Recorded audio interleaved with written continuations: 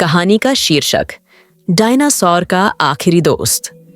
बहुत समय पहले की बात है, जब धरती पर इंसान नहीं थे।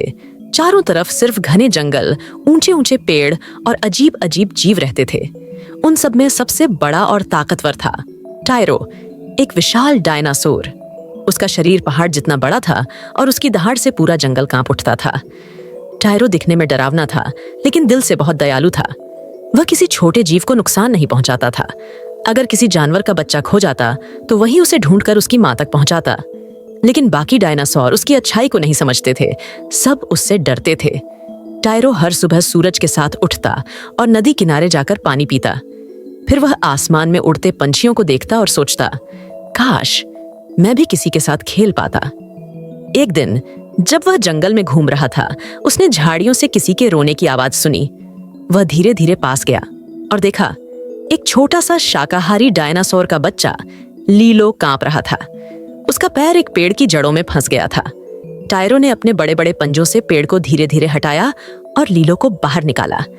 लीलो डर के मारे पहले भागने लगा, पर टायरो ने धीरे से कहा, डर मत, मैं तुम्हें चोट नहीं पहुंचाऊंगा। धीरे धीरे दोनों में दोस्ती हो गई। लीलो हर दिन टायरो से मिलने आता और वे दोनों साथ में खेलते, नदी में कूदते, पत्थर फेंकते और छुपन छुपाई खेलते। टायरो को पहली बार लगा कि वह अकेला नहीं है। एक दिन आसमान अंधेरा हो गया। बादल नहीं थे, लेकिन धुआं और राख उभर रही थी। धरती हिलने लगी, पहाड़ों से आग और पत्थर निकलने लगे। ज्वालामुखी फट चुका था।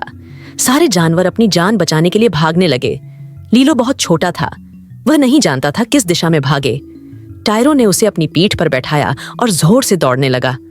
लावा उसके पीछे पीछे बह रहा था, पेड़ जल रहे थे, पर वह नहीं रुका। नदी के पास पहुंचकर उसने लीलो को पार वाली पहाड़ी पर चढ़ा दिया। भागो लीलो, ऊपर चढ़ जाओ। और तुम? लीलो रोते हुए बोला। टायरो मुस्कुराया, मुझे यहीं रहना होगा, लेकिन जब तक तुम जिंदा रहोगे मेरी दोस्ती जिंदा रहेगी। अगले ही पल लावा ने सब कुछ घेर लिया। लीलो दूर से देखता रहा। उसका बड़ा दोस्त धीरे धीरे आग और धुएं में गायब हो गया। हजारों साल बाद जब इंसान धरती पर आए, उन्होंने एक विशाल पत्थर जैसी हड्डी पाई। वो टायरो का कंकाल था।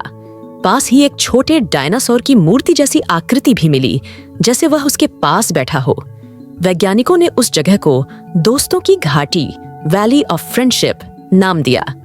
लोग कहते हैं, जब रात को हवा बहती है तो वहां अब भी एक हल्की सी दहाड़ सुनाई देती है, जैसे कोई कह रहा हो, सच्ची दोस्ती कभी खत्म नहीं होती। संदेश: यह कहानी हमें सिखाती है कि सच्ची ताकत दया में होती है और दोस्ती समय से बड़ी होती है।